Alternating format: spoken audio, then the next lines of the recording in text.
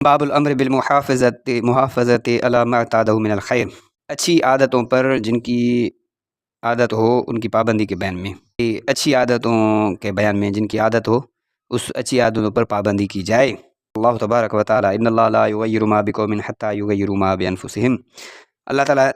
نے ارشاد فرمایا کہ اللہ تعالیٰ کسی قوم کی اچھی حالت کو نہیں بدلتا جب تک وہ خود حالت نہ بدلیں۔ معنی حالت تب بدلے گی جب بندے خود بدلیں گے، اگر خود بری حالت میں پڑے ہیں تو اللہ کی طرف سے ہدایت کے فیصلے نہیں آئیں گے، آدمی کو خود بدلنا پڑے گا، اپنی اصلاح کی فکر کرنی پڑے گی۔ جیسے دوسری جگہ بھی ہے والذین جاہدوا فینا لنہدینہم سبلنا، کہ جو ہمارے راستے میں کوشش کریں گے، محنت کریں گے تو ہم ان کے لیے راستے کھول دیں گے۔ تو ہدایت طلب کرنے سے ملے گی، ایسے نہیں ملے گی۔ وعدہ جب پکا کر لے تو اس کو مت توڑے۔ اللہ تبارک و تعالی ولا تکونوا کالتی نقضت غزلها من بعد قوة انکاسا، الانکاس جمع نکس وهو الغزل المنکوس۔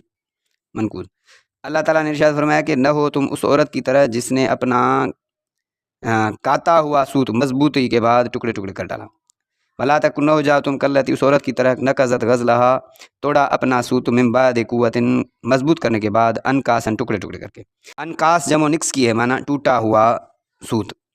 الغزل المنکوز کہتے ہیں ٹوٹے ہوئے سوت کو۔ مکے میں ایک پاگل عورت تھی جس کا نام خرفہ یا ریتا بنت عمر تھا، وہ صبح سے لے کر دوپہر تک سوت کاتا کرتی تھی، جب وہ کٹ جاتا تھا مضبوط ہو گیا وہ دھاگا پھر اس کو خود ٹکڑے ٹکڑے کر دیتی تھی۔ تو یہاں اس پاگل عورت کی طرح انسان کو سمجھایا گیا ہے کہ تم بھی وعدہ کر کے مت توڑو، جیسے اس پاگل عورت نے محنت کرنے کے بعد اپنی محنت ضائع کر دی۔ تو وعدہ توڑنے کی مثال اس پاگل عورت کی طرح ہے۔ سورۃ حدید آیت نمبر 16، قال اللہ تبارک و تعالی ولا یکونوا کالذین اوتوا الکتاب من قبل فطال علیہم الامد فقست قلوبہم۔ سورۃ حدید آیت، اللہ تعالیٰ نے ارشاد فرمایا کہ وہ ایمان والے نہ ہو جائیں یہ ان کی طرح جن کو دیا گیا کتاب اس سے پہلے، پس لمبی ہو گئی ان پر مدت، پس سخت ہو گئے دل ان کے۔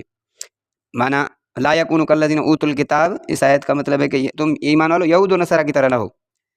کہ وہ جب انہیں مدت گزرنے کے بعد دنیا کی لذت اور شہوات میں سے مشغول ہو گئے کہ احکام الہی کو پس پشت ڈال دیا، اور جس کے نتیجے میں اس حرام خوری میں عیش عشرت زندگی میں اللہ نے ان کے دلوں کو سخت کر دیا، پھر وہ نافرمان ہو گئے اور ان کے ساتھ پھر ایسا معاملہ ہوا، تباہ برباد ہوئے۔